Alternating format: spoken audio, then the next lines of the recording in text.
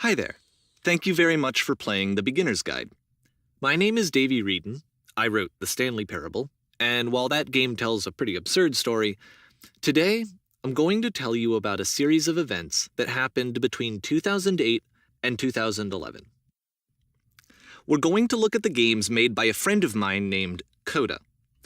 Now, these games mean a lot to me. I met Coda in early 2009 at a time when I was really struggling with some personal stuff, and his work pointed me in a very powerful direction. I found it to be a good reference point for the kinds of creative works that I wanted to make. So just to start you off, this is, I think, the first game he ever made. It's a level for Counter-Strike. You can walk around here, by the way. And mostly it's just Coda learning the basics of building a 3D environment. But what I like is that even though he starts from the simple aesthetic of a desert town, he then scatters these colorful abstract blobs and impossible floating crates around the level. And of course, it destroys the illusion that this actually is a desert town, and instead this level becomes a kind of calling card from its creator. It's like a reminder that this video game was constructed by a real person. And it kind of makes you wonder, what was going through his head as he was building this? This is what I like about all of Coda's games. I mean, not that they're all fascinating as games, but that they are all going to give us access to their creator. I want us to see past the games themselves. I want to get to know who this human being really is. And that's exactly what we're going to do here. So, it's 2008, Coda starts making these games, and he never releases any of them. He doesn't put them onto the internet, he just makes them and then immediately abandons them, and they sit on his computer forever. And I think he really understood this image of himself as a recluse. At one point, he jokingly renamed his computer's recycling bin to Important Games Folder. So, this was just how he worked. He tended to crank them out one after the other without even really pausing to try to understand what he had just made, until suddenly one day, he just stopped. In 2011, that was it. He made his last game, and then he hasn't made another one since. And that's why I've taken this opportunity to gather all of his work together, is because I find his games powerful and interesting, and I'd like this collection to reach him, to maybe encourage him to start creating again. And if the people like you who play this also happen to find his work interesting, then I'm sure it'll just send that much stronger of a message of encouragement to Coda. So thanks for joining me on this. If you have a particular interpretation that I haven't mentioned here, or if you just need to get in touch, you can email me at daveywreden@gmail.com. Okay, that's about it for introduction. Let's take a look at Coda's first proper game. As each game is loading, I'll show you the date that it was completed. This first one was made in November 2008.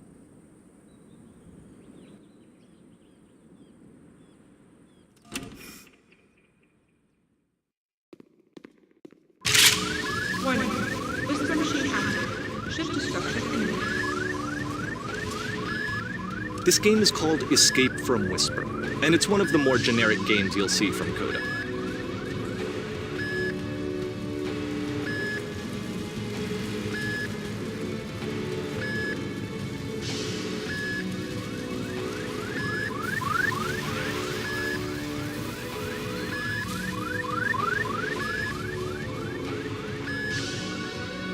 Security call breached. Hostile alien life forms inbound. It kinda looks like this game was abandoned mid-development. For instance, you have this gun, which you'd think would indicate that there are supposed to be monsters or enemies somewhere, but then clearly there are no enemies anywhere. You can't even reload the gun when you run out of bullets. But ultimately we don't really know. Maybe Coda thought that actually it was complete the way that it is. And I think that we should talk about his games for what they are, rather than for what they're not. Enemy force neutralized. Begin ship evacuation. I love how you can see the bottom of the universe from this room.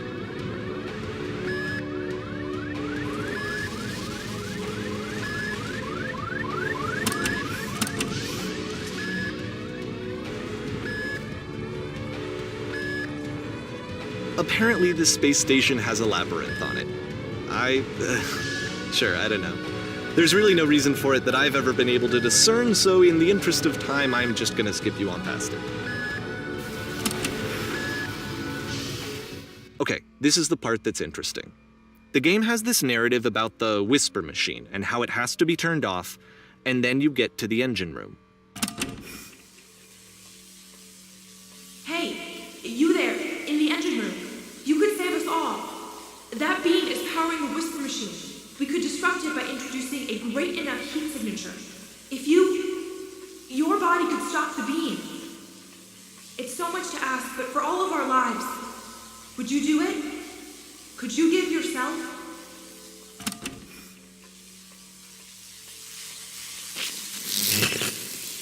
Let me pause here for a second. What you just experienced, stepping into the beam and then dying, is probably what Coda had initially intended when he was developing this level. But when he first compiles and plays it, something goes wrong. There's a bug somewhere. And this is what happens instead.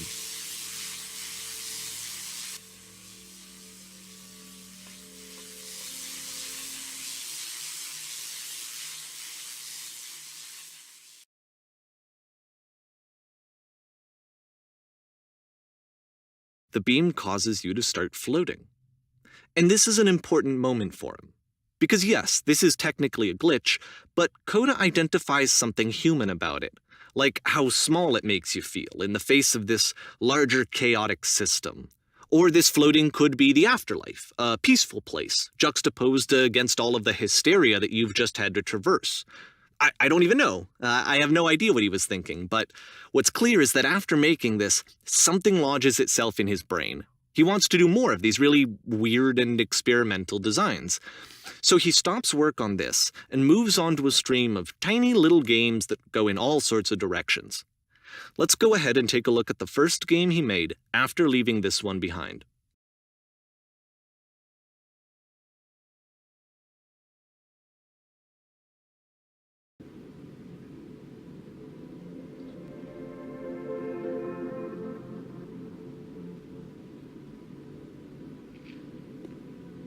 Yep, in this game you can only walk backwards.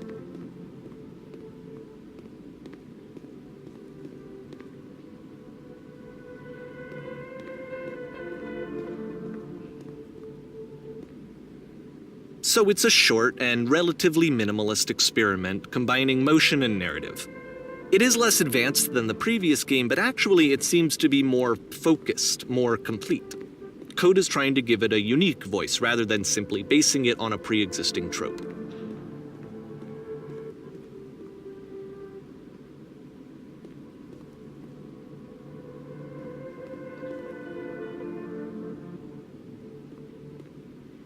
It's a short little thought, it says what it wants to say, and then it ends. Didn't need anything more than that.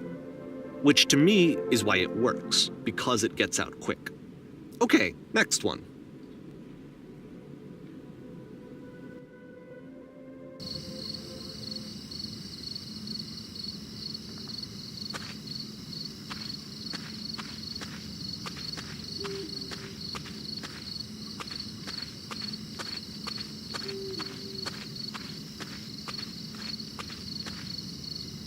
And that's it. Okay, the meaning of this game won't be clear just yet. Please be patient with me for a few more games, and I promise you'll see what makes it interesting.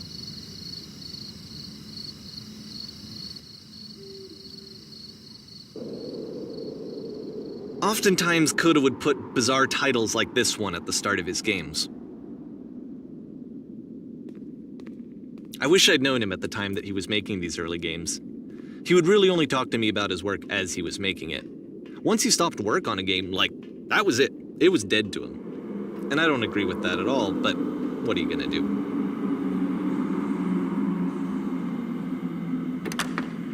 Once you've been slowed to an absolute crawl, the door at the top of the stairs opens. So why, if Coda's not showing these games to anyone, why bother opening the door at all? Well, to show you, I'm modifying the game here so that when you press enter, it'll bring you back up to full speed so you can enter the door for yourself.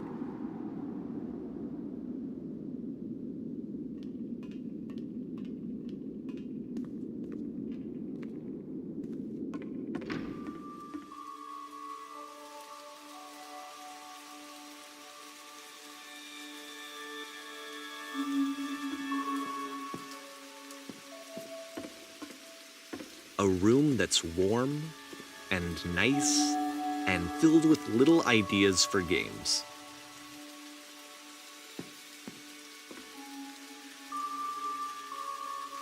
Coda would often tell me that he didn't mind if people thought of him as cold or distant. He said that he knew that he was actually a vibrant and compassionate person, but that it takes time to really see that. It can be a very slow climb to get there.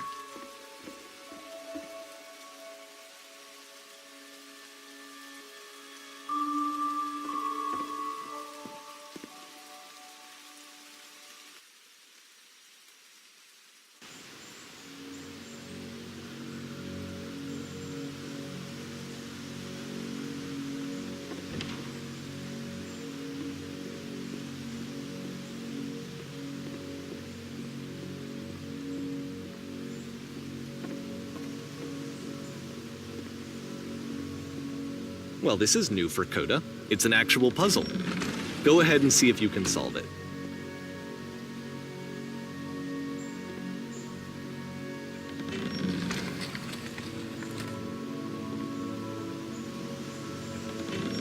Don't forget that solution, because we're going to see this puzzle again soon.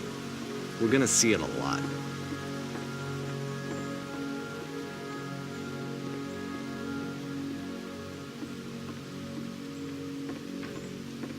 So that seems to be it, right? You walk down a corridor, you solve the puzzle, you get to the end. Simple enough. All right, now I'm going to modify the game again so that when you press enter, it'll remove all of the walls from this room.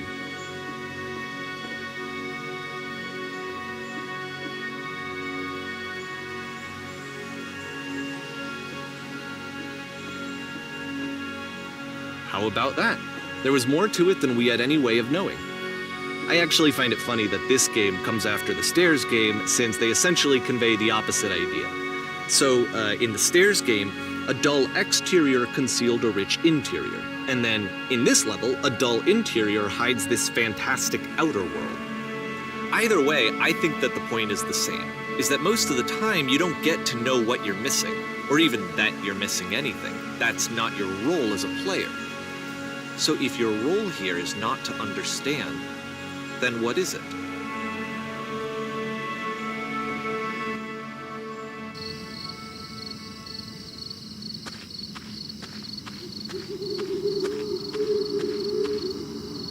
Aha! So, this, combined with the entering game from earlier, tells us that Coda believes his games are connected somehow. It could even be that the Stairs game and the puzzle game are literally connected in between this and the entering game.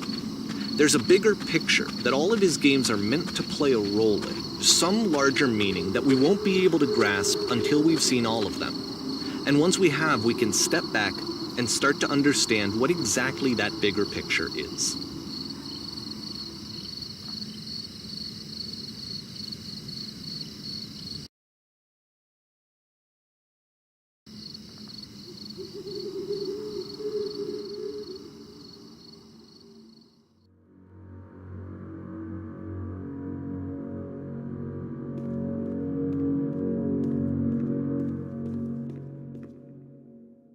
Let's talk about video game development for a second. Every video game runs on what's called an engine, which determines what the game can and cannot do. So in other words, the engine is a set of tools for game development.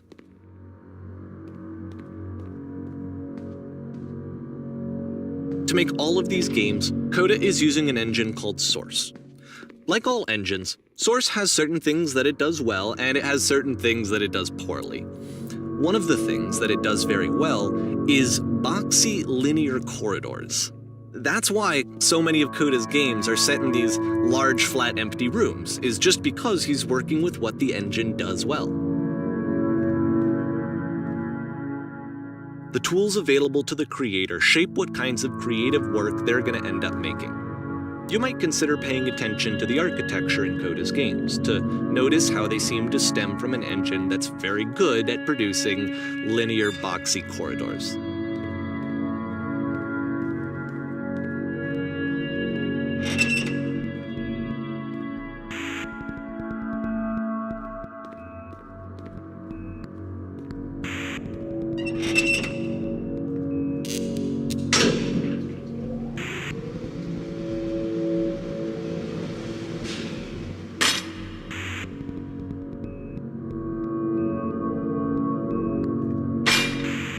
This prison, funny enough, in Coda's original design, the doors stayed shut for a full hour before letting you go.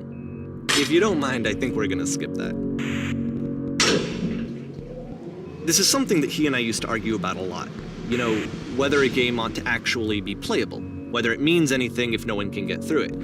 And I would always defend that, all this work goes into the game, why not make it playable and accessible? And so we just got into heated arguments over it, and there was one time that after one of these conversations, he went home, and a day or two later, he sent me a zip file entitled Playable Games that was full of hundreds of individual games, each of which was just an empty box that you walked around in and nothing else. Believe me, I played every single one of those just to find out if there was like a gag hidden somewhere. There wasn't.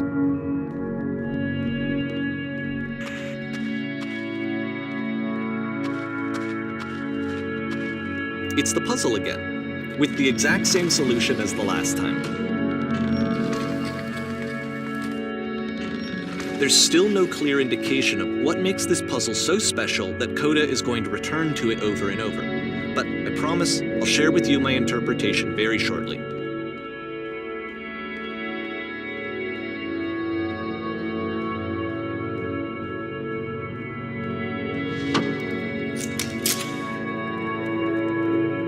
Here, Coda begins using a kind of dialogue system that he fashioned out of the engine's chat capabilities.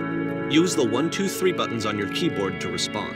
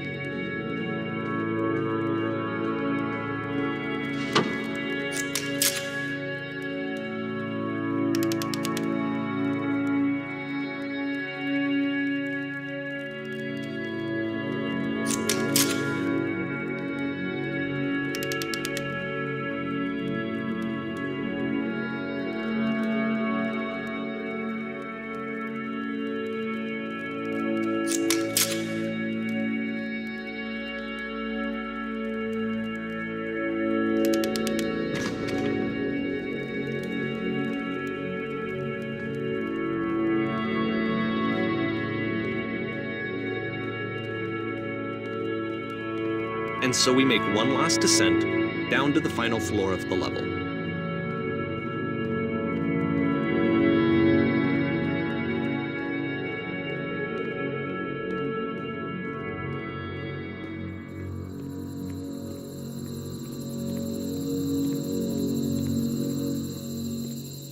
It's a lamppost. Okay, I can't tell you quite why, but for some reason, Coda fixates on this lamppost. It's going to appear at the end of every single one of his games from here on out. I'll tell you what I think. I think that up to this point, he's been making really strange and abstract games with no clear purpose, and maybe you can only float around in that headspace for so long. Because now he wants something to hold on to. He wants a reference point. He wants the work to be leading to something. He wants a destination, which is what this lamppost is. It's a destination. We're going to see it in the work as well. His games are just going to become a lot more cohesive, a lot more fully developed, with more of a clear idea behind them. And as we go, that idea will get clearer and clearer and clearer.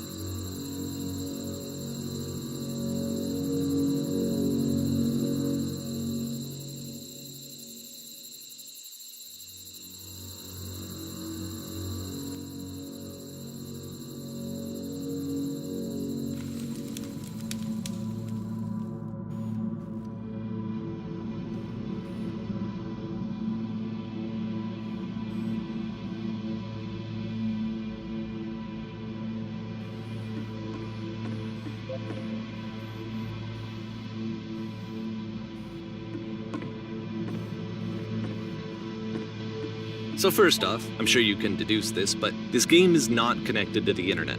All of the notes that you're gonna see have been written by Coda. This was actually the first game of his that I ever played. This was shortly after I met him at a weekend game jam in Sacramento, where I grew up. I saw him working on this very level, and it was just so different from anything that anyone else was doing. So right away I was like, I have to be friends with this person. In retrospect, I think I was probably a bit too pushy, trying to get his attention. I was over-enthusiastic. But he was very gracious about it and very patient with me. And I cooled off eventually. Oh, feel free to skip over any of these notes if they're not doing anything for you. Nothing extra is going to happen if you read all of them. Either way, to me they convey a sense of loneliness. I see this person who's filled with thoughts and feelings and beliefs and has no way to express them except as scattered and unheard voices in a game that wasn't meant to be played.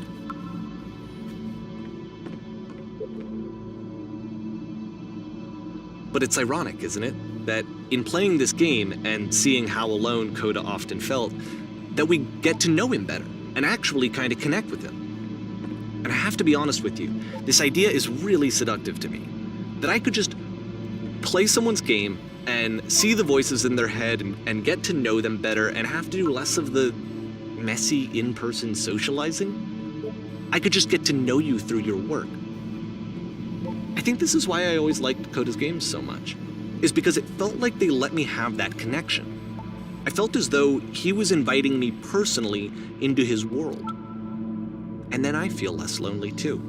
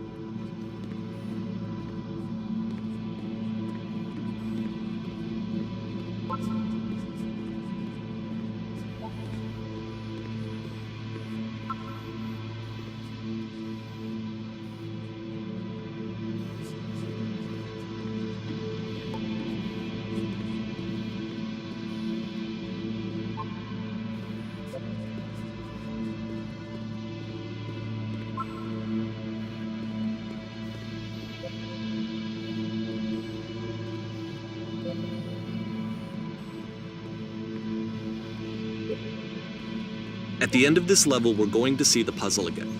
And here, I'll tell you what I think the puzzle means. Each of these games represents an idea that was on Coda's mind at the time that he was making it. And the puzzle is a way of closing the door on a previous chapter of his life before moving on to the next one.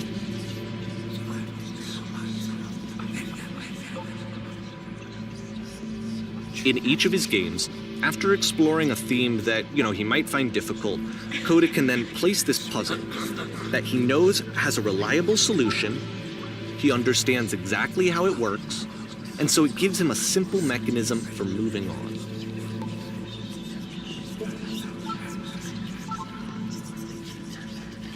And because there's this dark area between the doors, a space between spaces, before you move on, you get to pause.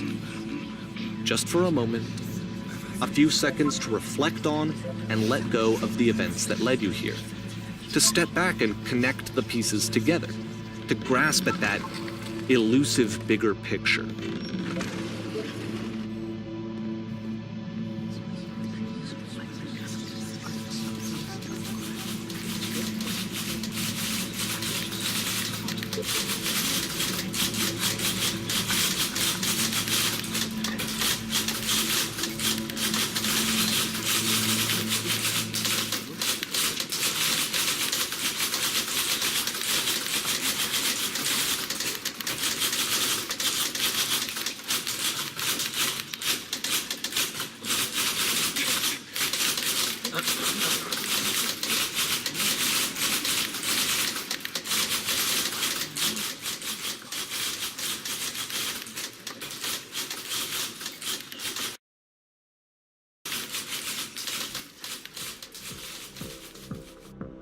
Okay, this one is tough. It's gonna kinda just spin its own wheels for a few minutes. Hang with it.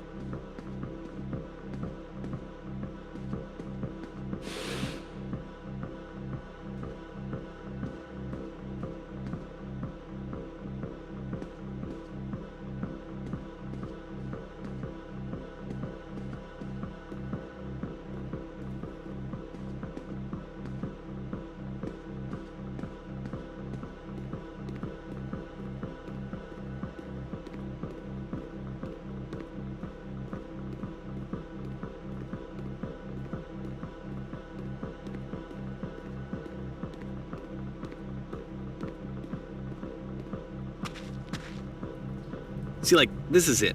The whole game. And there's nothing that's particularly interesting about it. You just walk to the end of a hallway. Except, for some reason, Coda gets really fixated on this prison that has all of this modern furniture. And I don't know why, but he decides he needs to revisit this prison. He's gonna start over, use the same assets, turn it into something else. Okay, cool. Here's version 2.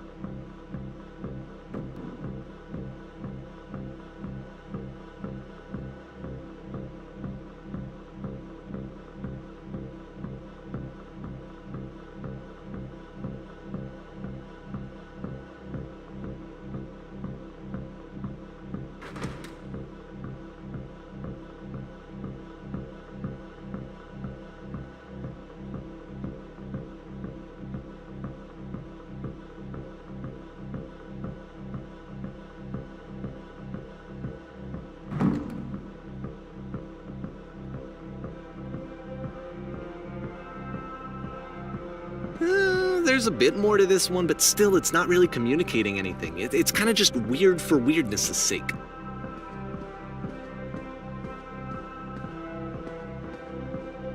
So okay, he throws it out and starts over. This time he comes at the prison idea from a different direction.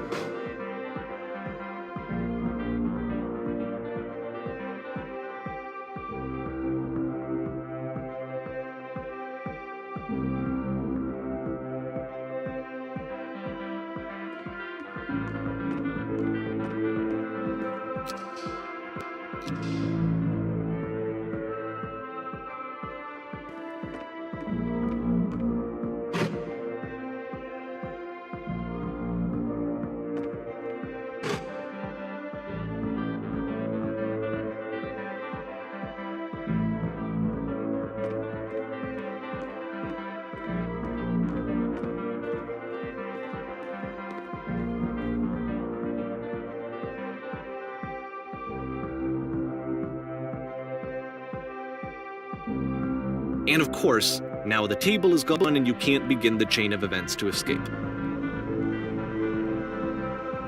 Here's a version where there are no bars, but you can't actually get to the well.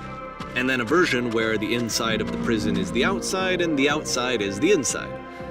Let me just blink you real quick through a few more of these. I mean, he really unloaded on this prison idea. There's nearly a dozen of them. Personally, I think it's awful to watch this, to see a person basically unraveling through their work.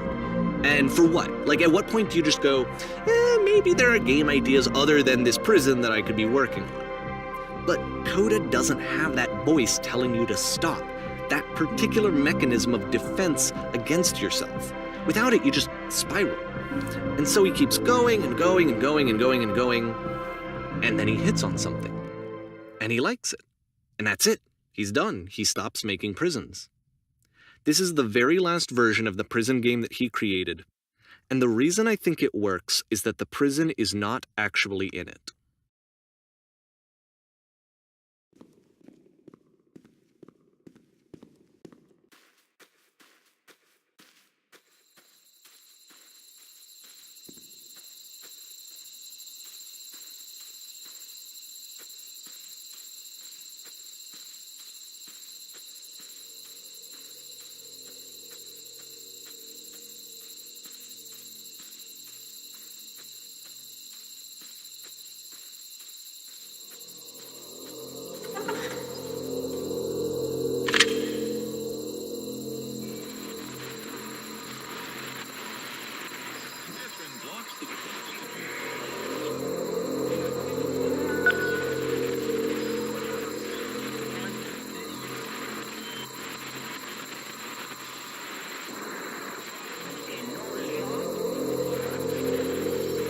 It's a conversation.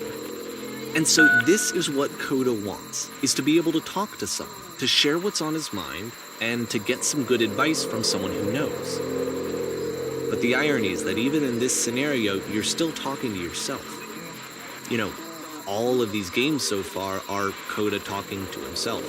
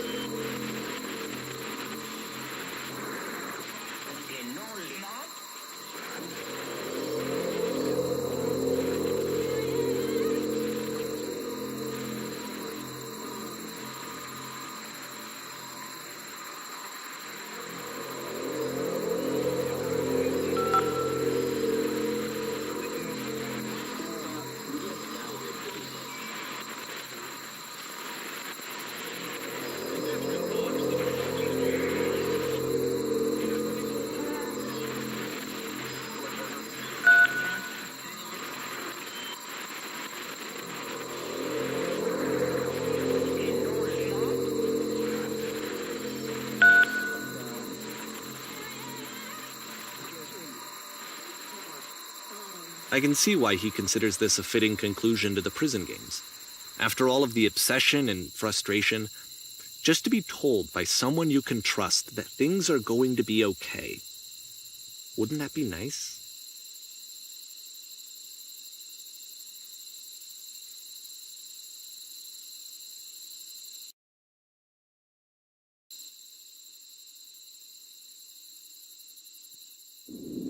So what would it look like if Coda wanted to make a game about talking to someone other than himself?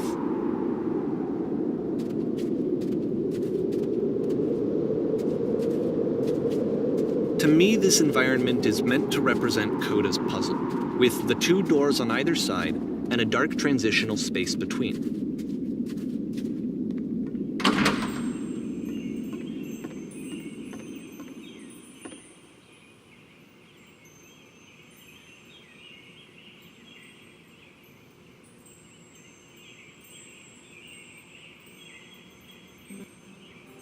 You'll notice that the quality of the art is a step up from previous games, including this new and improved chat system, which he started using from this point on. From here on out, he begins putting much more effort into the visual polish of his work, and this particular game took 2 months to create as a result.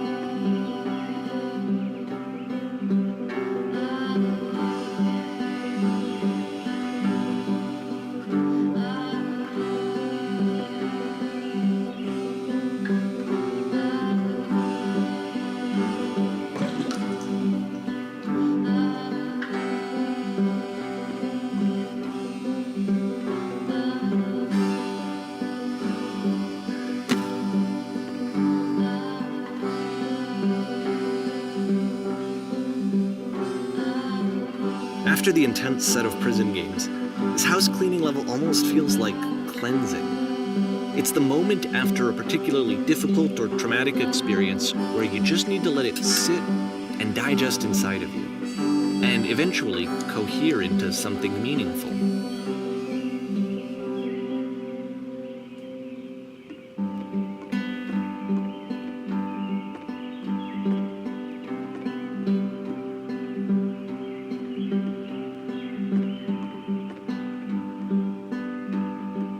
I know that Coda really liked this game. Of all of his work, actually, this was the only one that he called me up to ask me to come over and look at it.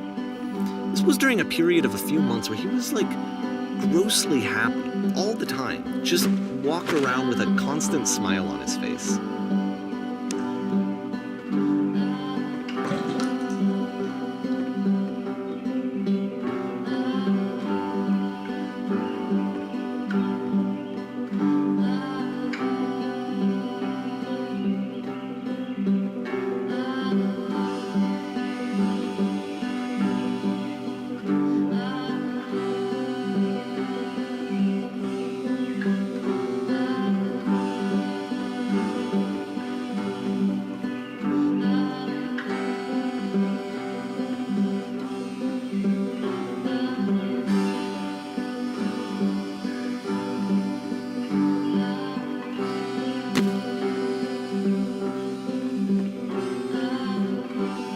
I'm glad he made this. I'm glad he found some peace.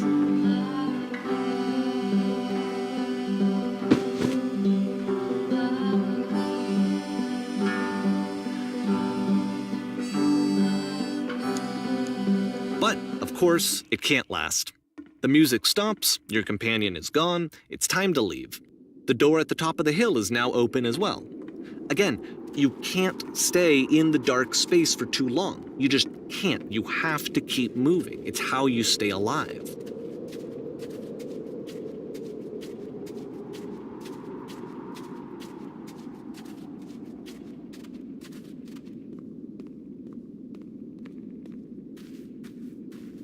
Which is the whole point of the puzzle doors, right? That sooner or later you have to pick up and move. I really thought that was the point of it.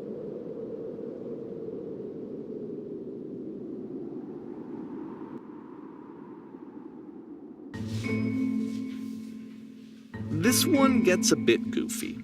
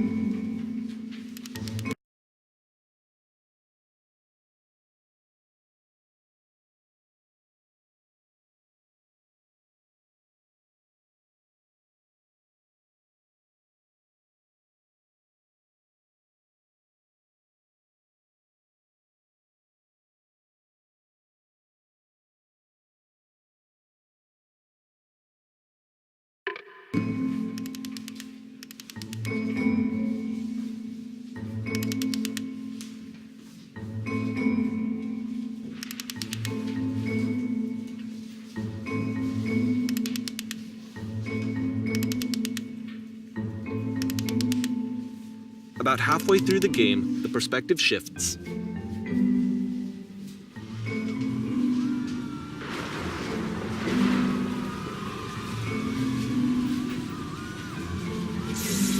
And you play as the teacher. And suddenly, you discover that your teacher is just as bigoted and afraid as you are.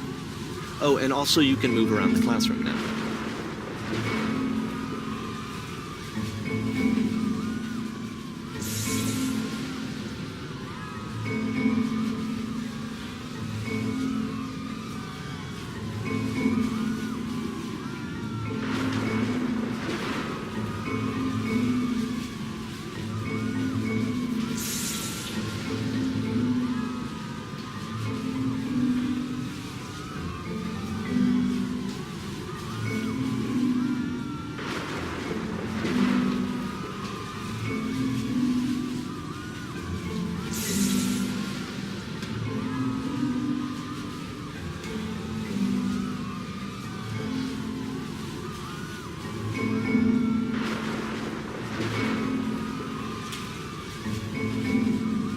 felt pretty hard for this one. I feel like it's one of the most relatable experiences that you can have.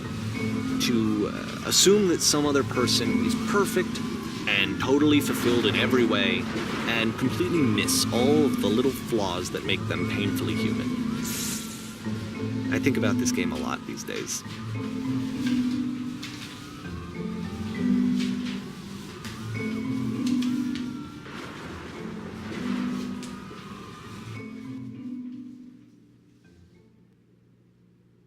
This one took a lot longer than all the others for Coda to make. It was 4 months between this and the last one. That's twice as long as it took him to make any other game before this, and it's not like it's particularly complex, so I remember I found that a little strange at the time.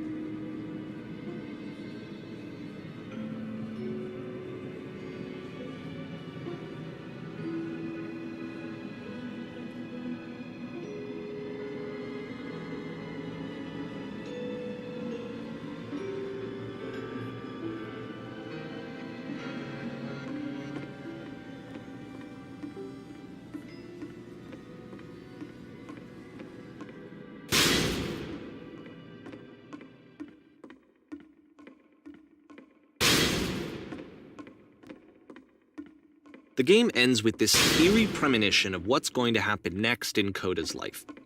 The solution to social anxiety, to fears of having to perform and having to chase success, the answer for Coda is to withdraw, to hide himself away.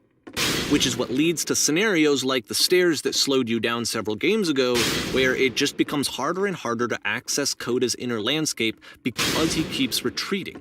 He just keeps backing away from possible connections to anyone other than himself. And to be honest, I didn't consider it very healthy when I first played this game. You know, it looked to me like he was trying to justify the idea of just disconnecting yourself from the world. And that wasn't what I wanted for him or for his games. Because I feel like a lot of his games are inviting me to connect with this person, to bring him closer. But what can you do? After this, Coda went off and took another 5 months to make a new game.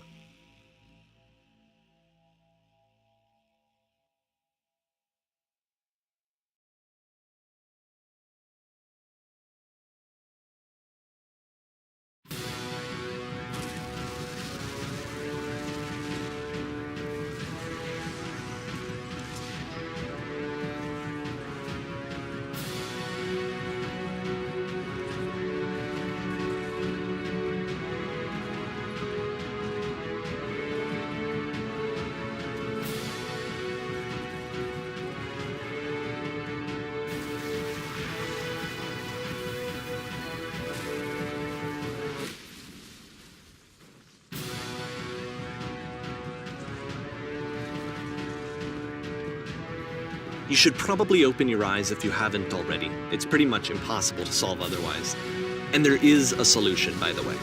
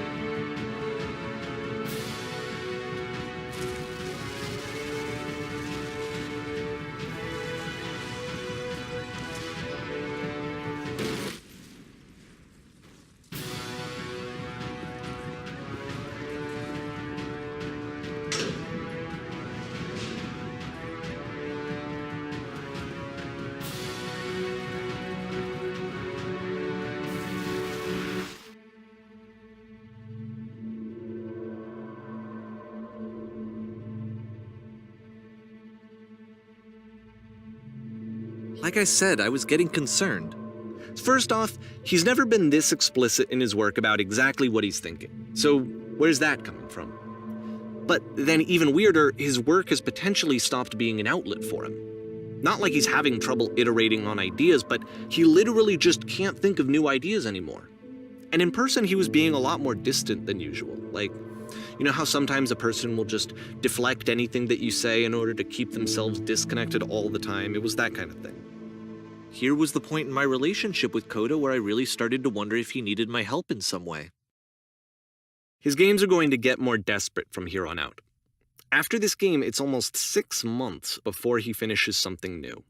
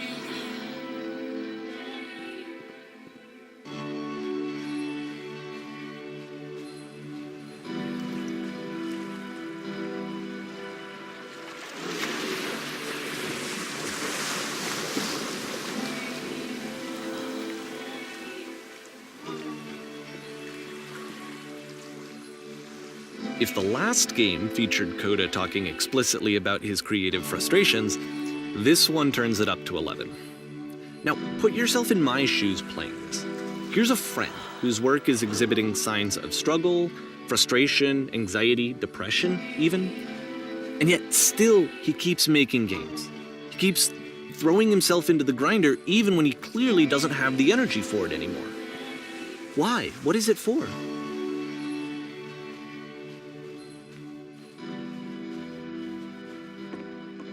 Because from my perspective at the time, and just what I knew of him, this was a result of how isolated he was.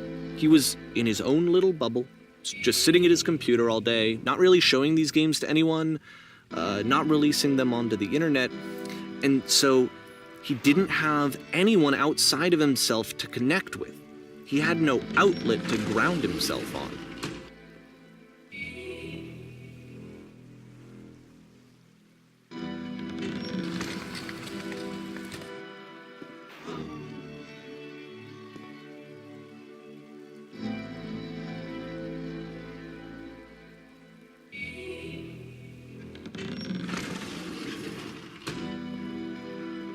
You can't talk yourself out of loneliness. It doesn't work that way. You can't be the one writing both the questions and the answers. Then there's no movement. Then there's no circulation. If all of your anxieties are being channeled into your work, then if the work ever fails, you have no backup and you're just going to crash.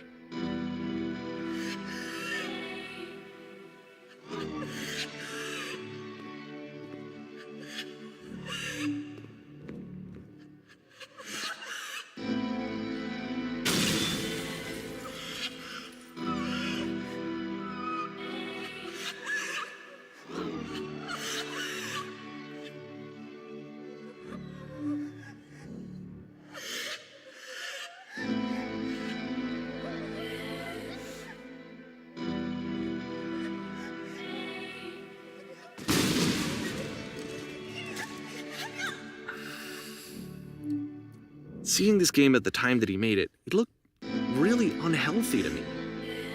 I was watching him do this to himself, and I hated it. I hated seeing him so trapped. It's like, video games are not worth this amount of suffering. This is someone I really cared about, and I used to get so much joy out of seeing him create.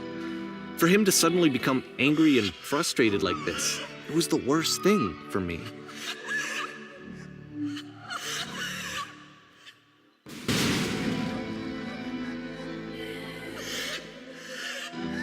I don't know. This is what I felt at the time. I don't know how else to explain it. I wanted it to stop more than anything. I had never felt so rotten. I needed more than I had ever needed anything for this to stop. But it didn't stop. After finishing this one, Coda takes another 7 months and comes up with a new game.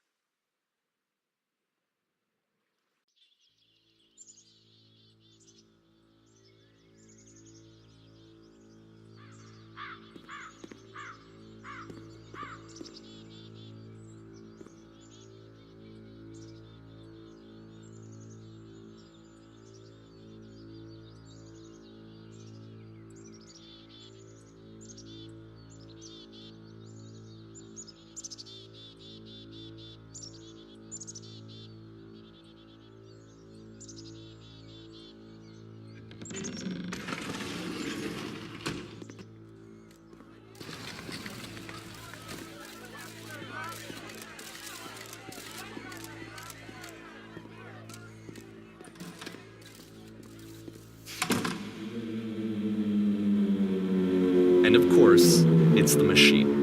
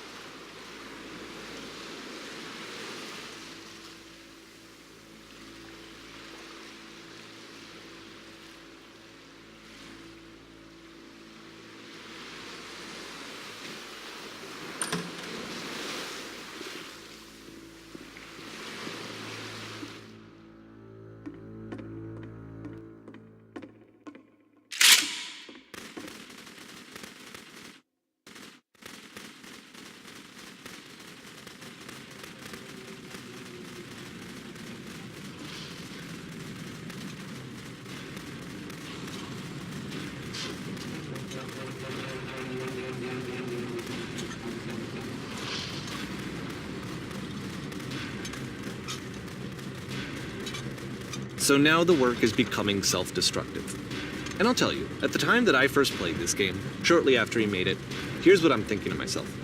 I'm thinking that code is stuck in his own head, and that it's having a very negative effect on him, and that all he needs to do is just start showing his work to people, to get some actual feedback on his games. It might get him out of isolation. And so, as I'm thinking this, I realize that I could be the one to initiate it. Because it would never occur to Coda to start actively soliciting feedback, so what if I did it for him? If he could see the difference it would make to have more actual conversations with other human beings, would that bring him out of his mental spiral? Would it give him confidence in himself? Would it bring meaning back into his work?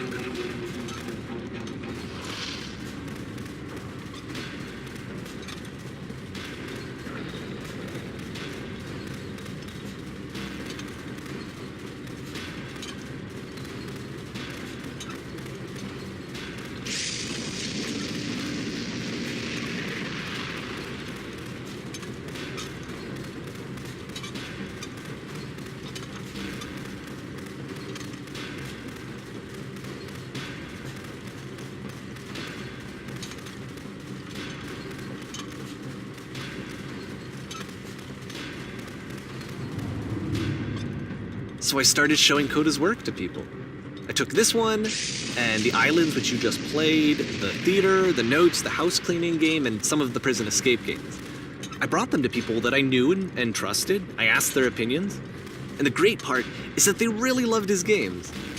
You know, the point of it all was just to give him some external reference point, but they genuinely loved his work.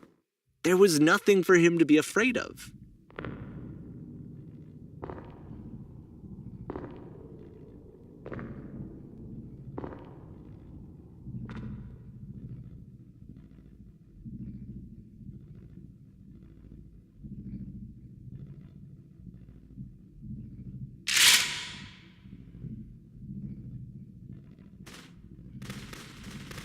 Can you see why I felt like this was the right thing to do? Because it's the thing that I always feel like I need, to be told that my work is good, that I am good. When someone really connects with a thing that I've made, when they see themselves purely in my work, there's nothing that feels better. And I got to give that very same feeling to my friend. I did something, I really felt like I'd done something good, like I was a good person. I felt like there was a friend who was in trouble and was unhappy and maybe didn't like themselves, and I could fix it. If I could give him this gift, maybe I could fix the problem. When they told me how much they enjoyed his games, it was the best feeling. It was the absolute best feeling. It made me feel so happy, so beautifully, beautifully happy.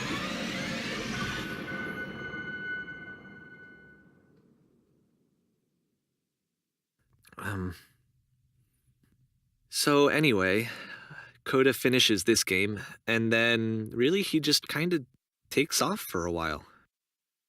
So this is June of 2011, and I didn't hear anything from him for several weeks, I guess. And so out of nowhere, one day I get an email, and it's got a private link to a new game of Coda's. This one is called The Tower, and to my knowledge, it's the last game that Coda ever made. So let's take a look.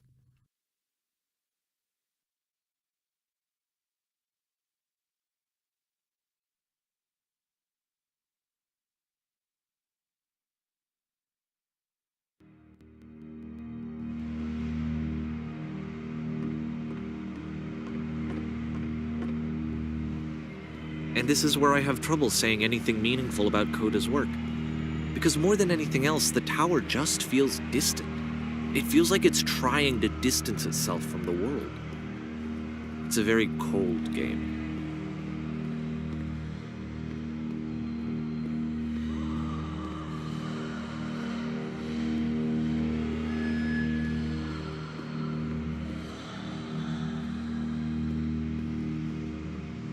This room actually has a maze in it.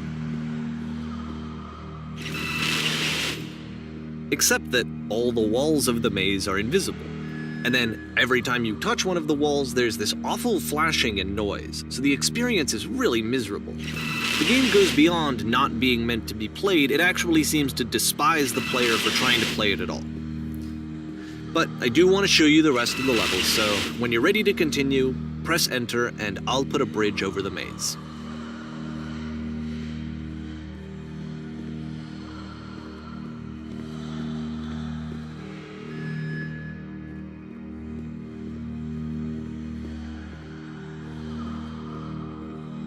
And to be fair, it's not like this is the first game that's needed some modification to be playable.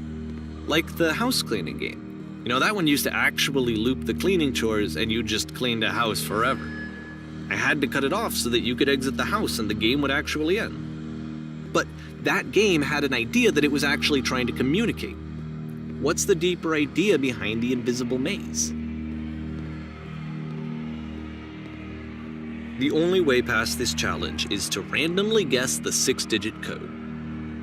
Like the invisible maze, it's frustrating to me, because it's the opposite of everything else that Coda has made. It doesn't encourage thought or engagement.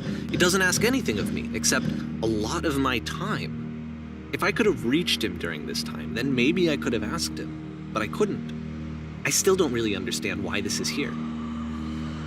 I'll put the code on the ground for you here, though, so that we can move on.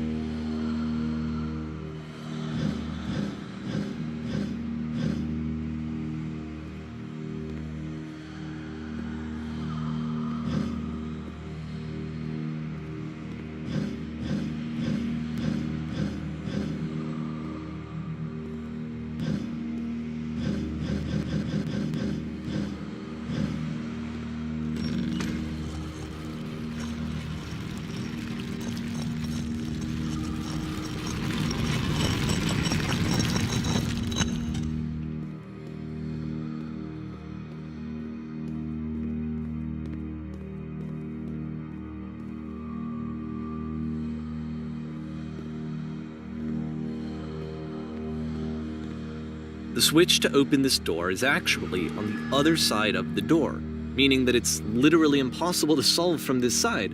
So even if you somehow brute forced your way through the first 2 challenges, and you got to this point, there's actually just no way to progress. And it's scary for me, the idea of Coda cutting himself off entirely, just saying, you know, that's it, that's the end of the conversation, not giving me any way to fix the problem. I feel like a failure, I guess, when I can't fix the problem. But I can open this door for you, so let me do that. Was I a failure for not understanding this game? I mean, I don't know why I would be. It's not like everything needs to have a solution, but I feel it somehow. I feel like I failed, and I don't understand why.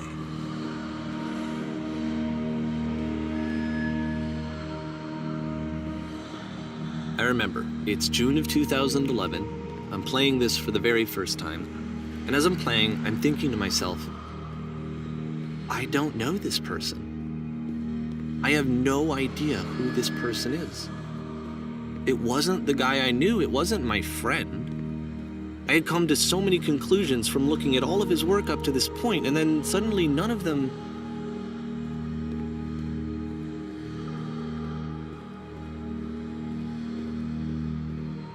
I had been trying to, though. That was the thing. For years, I was trying to get to know him, to understand who he actually was and what he stood for. I asked him so many times to please just tell me what his games mean to him. I asked him please to tell me what the 3 dots mean. And he wouldn't.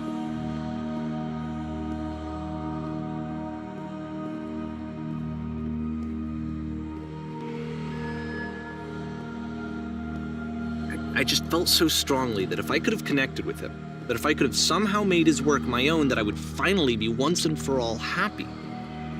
It was that I needed to see myself in someone else. I needed to be someone other than me. But he stopped and left, and it felt somehow like I had failed.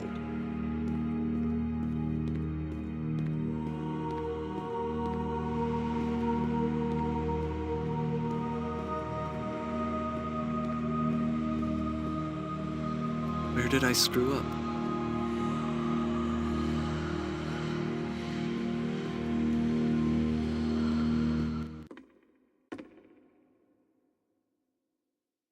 I'm the reason that you stopped making games, aren't I? It's because of what I did.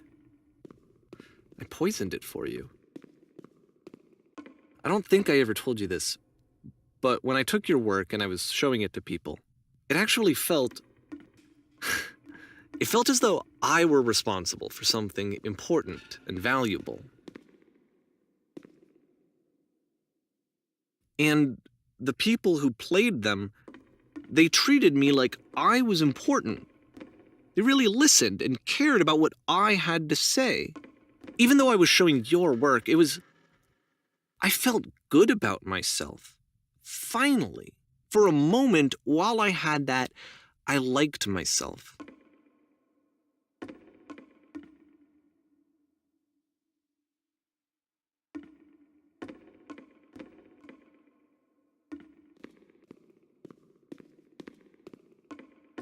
And then you stopped, and I didn't have anything left to show people. I just had to be with myself. And as soon as that happened, there was no feeling at all. Nothing. Less than nothing. What does that mean?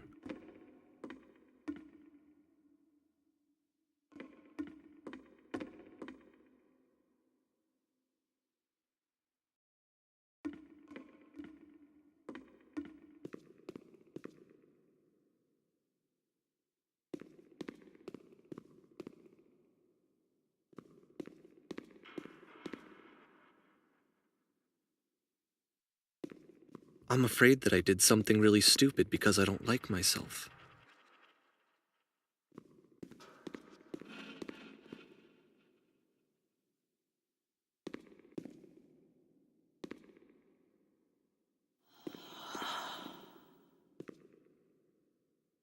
That's why I'm releasing this collection of your work, is because I haven't been able to find any other way to reach you.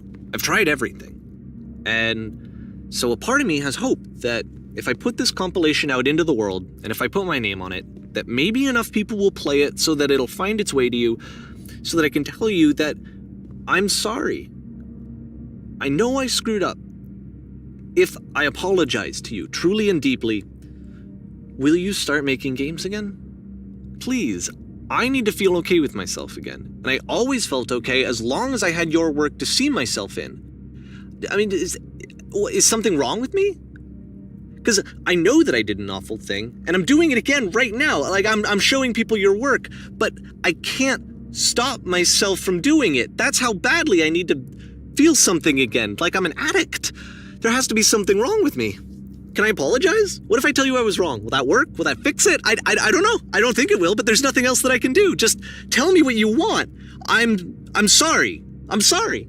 Please, start making games again. Please help me. Please give me some of whatever it is that makes you complete. I want whatever that wholeness is that you just summoned out of nothing and you put into your work. You were complete in some way that I never was. And I want to know I want to know how to be a good person. I want to know how not to hate myself. Please. I'm fading, and all I want is to know that I'm going to be okay.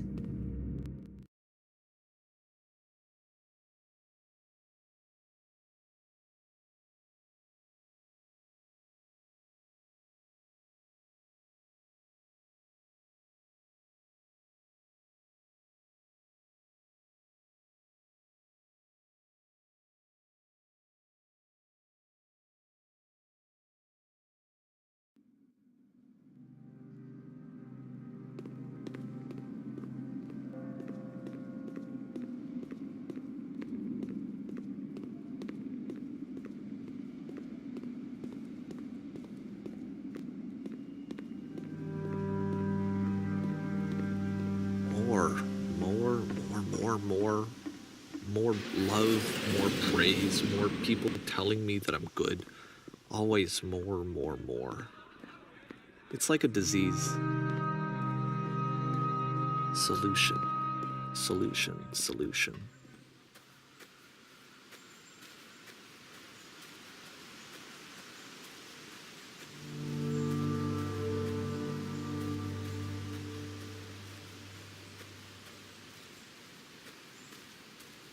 I guess if someone had told me ahead of time that he just really enjoyed making prison games, maybe I wouldn't have thought he was so desperate.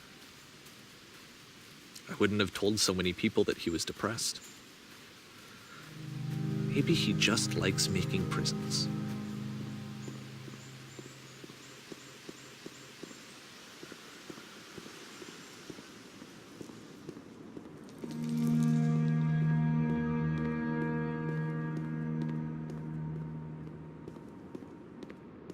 Even now, the disease is telling me to stop. Don't show people what a shitty person you are. They'll hate you.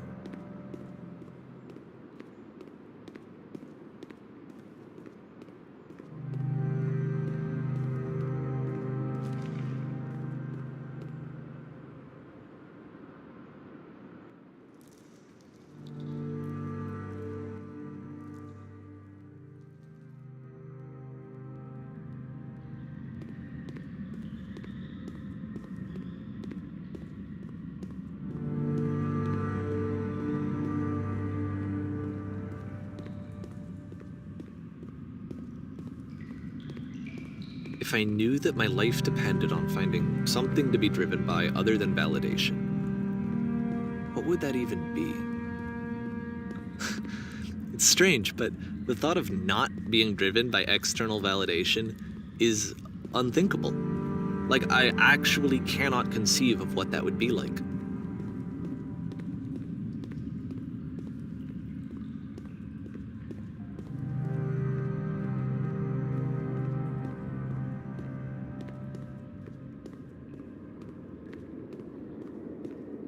What now?